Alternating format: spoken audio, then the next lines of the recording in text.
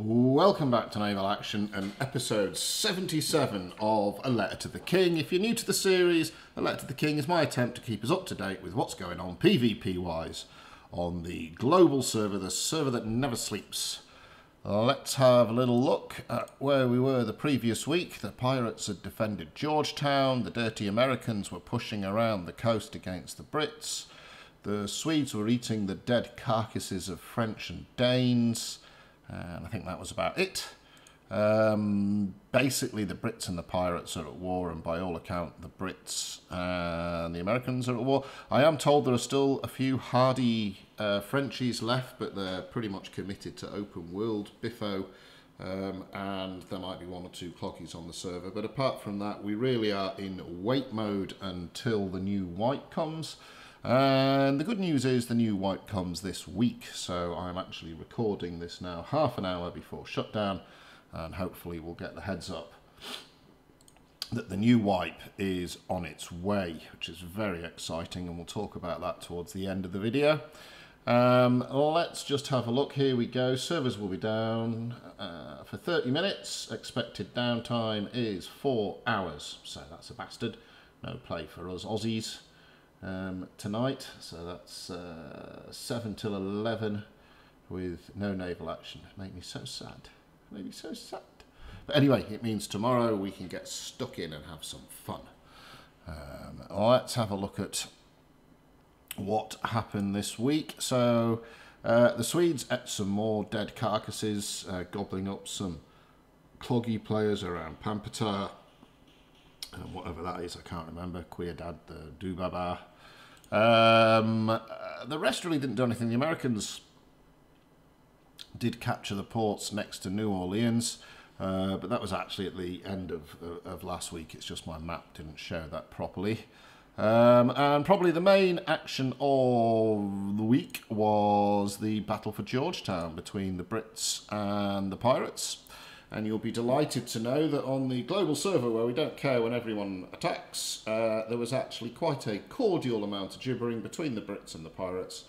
We sort of agreed on a time. It probably popped half an hour to 45 minutes earlier than we intended, but this is mostly because a pirate came out to countergrind. Him and his Aggie with a frigate fleet nearly was about to sink one of our connies. We were sitting in battle screens, or we were sitting with AI canoes that we'd created, and we were going to wait for half an hour or 45 minutes, but we didn't really have much choice, so we had to exit those battles and flip the port before this pesky pirate put us back 10%, which is more or less what you get for sinking a connie. You get about 8% for sinking a connie in PvP. And the poor chap in the connie, incidentally, his mouse ran out of batteries with about 45 minutes to go in the combat. So he was steering using the force for a little while until he could remove the batteries from his wife's pacemaker and get his mouse working again. So well done, Captain. This proved to be a good battle. If you recall from previous weeks, this is a bit of a hairy old port. This one with two forts, pretty much protecting both the circles furthest away from the town, and two cannons pretty much protecting the circle closest to the town. The pirates didn't have anywhere near the numbers the Brits did. I think they were 5 ships short, and the Brits also had on top of that 3 mortar brigs. And in classic Brit fashion, so the previous week we had no mortar brigs, and that proved very costly. So this week we had 3, which is far too many mortar brigs. But my lordy jingos, didn't those forts melt away? They went down in a couple of minutes. As soon as they came into range, they disappeared. One of the pirates put a heroic effort into ridding the battle of the mortar brigs, but a large number of Brits went down and basically shepherded him away, and managed to protect the hurlers of doom and death and large balls. Big hats off to the pirates who, despite being, you know, look at this, 8 ships down, although 3 are mortar brigs, 5 proper ships down, Indefatigable frigate, so 4 proper ships down, plus the mortar brigs coming at you, so their forts were getting nullified, not that they worked properly last week. So really heavily outnumbered, I have to say their ships were nicely equipped. I think they must have all had Cartagenian modules on them, because shots were bouncing at relatively close range. I think if the battle had gone on another 10 minutes, a couple more would have definitely been under the water. We had them, you know, the bottom decker guns was sucking up the deep. But the battle ended in time to save them. But the pirates basically came charging straight out of port and right into the British throng. The British had split their fleet, so there was a group of half a dozen ships defending the mortar brigs. And for a little while there, the pirates were doing really well. And actually, if you look at it, given their huge outnumberedness, they did really well to knock down these hardy Brits. Although the Brits were much better at protecting their wounded. I mentioned that last week, and there was a lot of captains who did 4, 5 and 6 repairs, which is really one of the strengths of these pesky pirates. Probably the greatest tragedy of the day was not a single one of these Lego pile of pants Wappen van Hamburg sank. Every time a Wappen von Hamburg sinks, an angel, a kitten and a dolphin is born in naval heaven. But sadly, they all stayed above the water despite our best efforts. And they pack quite a punch close up. At distance, they're not too scary, but close up, geez, they pack a punch, these Lego pile of pantses. So the pirates were defeated. In the end, there was probably 25 minutes to go. The Brits got their 1,000 points up. The pirates, I think, by then only had about 100 points on the board. But they played really well and punched well above their weight given the disparity in fleets. So although it was a win for the Brits, I think the pirates can hold their head high, and they gave the Brits a good black eye, as it were, managing to sink the same number of ships as indeed the pirates did with their tally-ho. So well done, Dirty Pirate Gits. Now, I'm not going to really cover the open world hotspots because this is the last week of this map.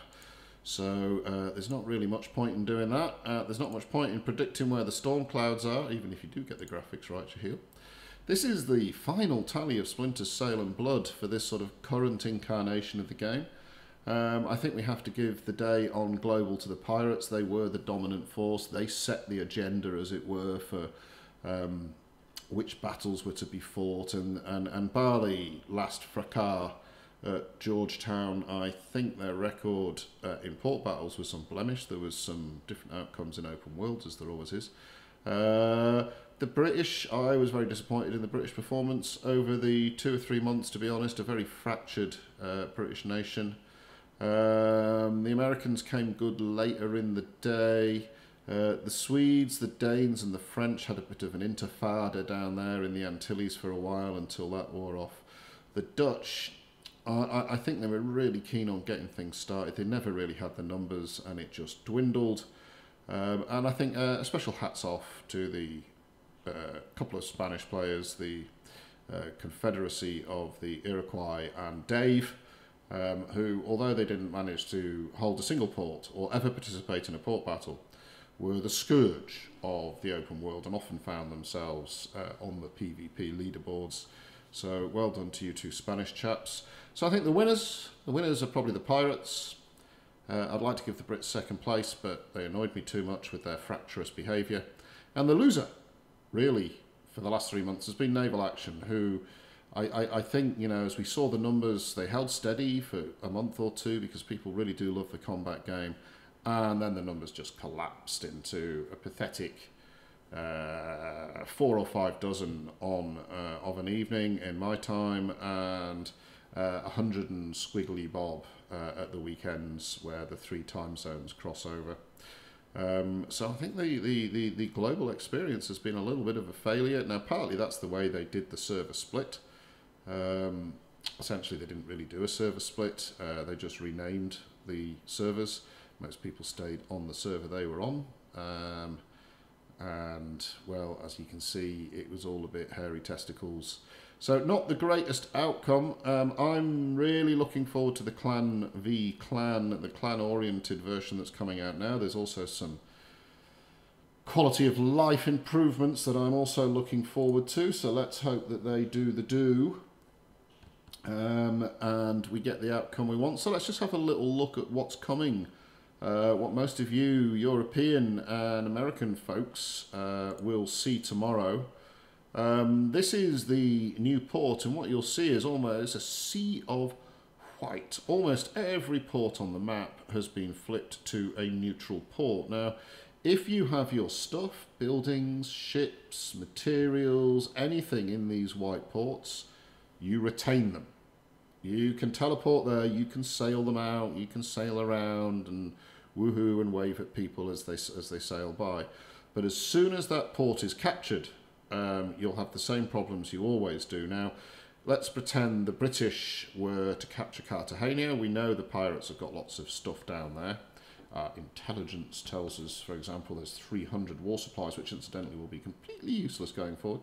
If the Brits were to capture Cartagena, any dirty pirate scumbags who had ships in there would only be able to teleport to that port should the Brits leave it neutral. When you capture a port, you could choose to flip it red, in the case of the Brits, or leave it neutral. You can then put a tax on the port. You then have to pay, I think it's a weekly upkeep of 100k, otherwise the port sort of crumbles back into neutrality. The tax affects trading and a few other bits and bobs in and out of the port. That money sort of goes into the clan who have captured this port. When the clan capture a neutral port that's not owned by an existing clan, you will face AI. Now, I don't know if you'll face 25 AI, and I don't know if it'll be like a mix of fourth rates or if it'll all be the top of the line fourth rates.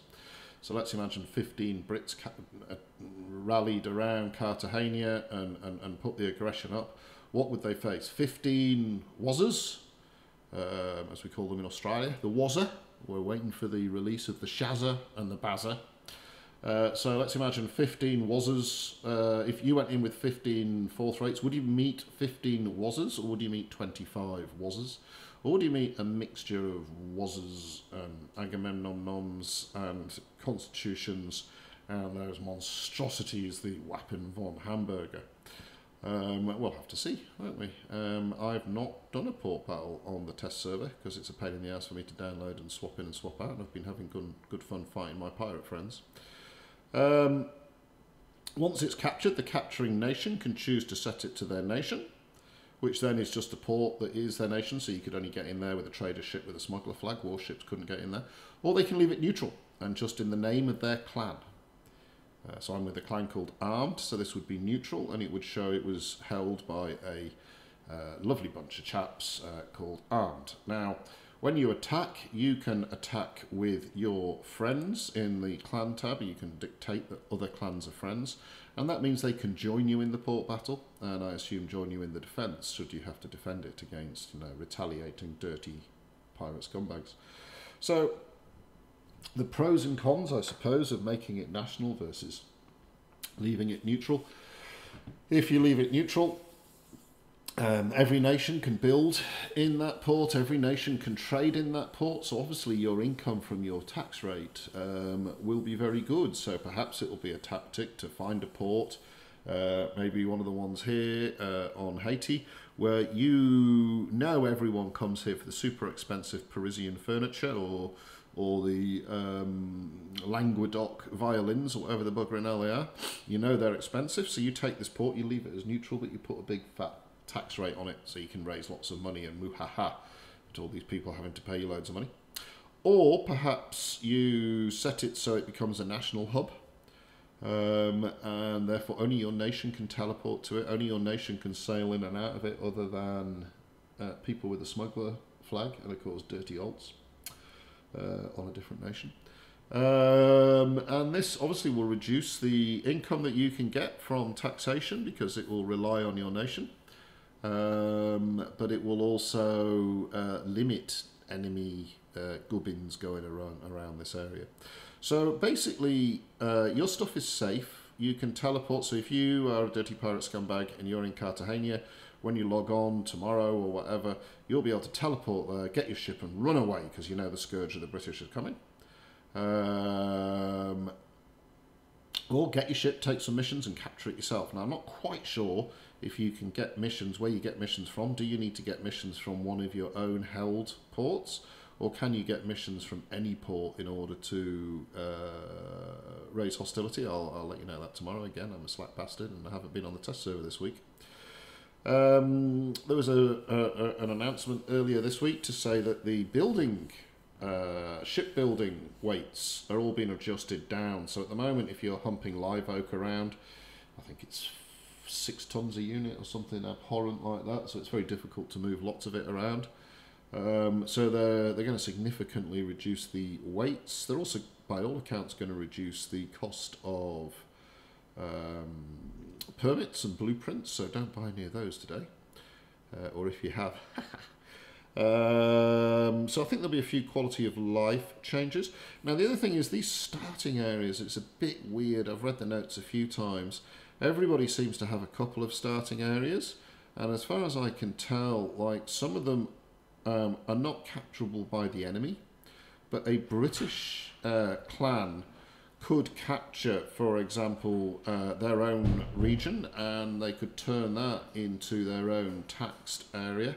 So that does create, you know, some inter-nation rivalry as different clans try to take control of, especially their own capitals, and bung a tax on it. So you could have some really despotic clan go and snaffle up one of your big trading ports. Maybe, you know, this is the only one that has coal for the Brits nearby. I say nearby, it's nowhere nearby. And as such, you could put a big thumping great tax on that and really naff up everybody's trading. Of course, with the new, there'll also be a resource redistribution. I don't think it's all resources. I think some critical resources are being moved around, so every nation has a little bit better access to them than we had with the last map wipe.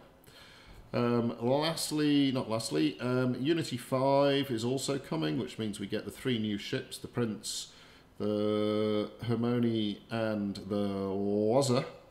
And the Wazza seemed to be an absolutely spiffy 4th rate. For me, it was a little bit overpowered. It was a bit too quick, it turned too well, and it had a really heavy broadside. And to some extent neuters the Aggie, Connie and the Waffle. We'll see if that's been tweaked at all. Now, some free ports do stay, and this, because it's naval action, this is never simple. There's 2 posts, it lists different ports. Most of them are the same. Great Corn was missing from one of the posts, and I can't remember, one of these other ones was also missing from one of the other posts. But this was the latest post, so I'm just going to go with this. This is the post that said, urgent captains, make sure your shit is in the right place. So I think these are the ones that are staying as free ports and will be uncappable, and although you can't teleport to them, they are safe harbours that can never be captured, so you could build your clan warehouse in there if you so desired. So there is a lot of unknowns for me. I'll update you next week. I'll also have to work out how I report now as to whether or not do I do it as a clan-based thing, do I do it as a national-based thing. I am not entirely sure. So I'll let you know next week, and we'll take it from there. I'm pretty excited. It's going to be clantastic. This means if you're part of an active clan, you can really set your own agenda and do your own thing, and hopefully if you get a big enough player base, clans will join together in war companies and head off on imperial conquest for their glorious leaders. And that is about it for episode 77 of A Letter to the King. I hope you enjoyed that. Give us a like, give us a subscribe. I'll see you on the ocean, and I'll catch you.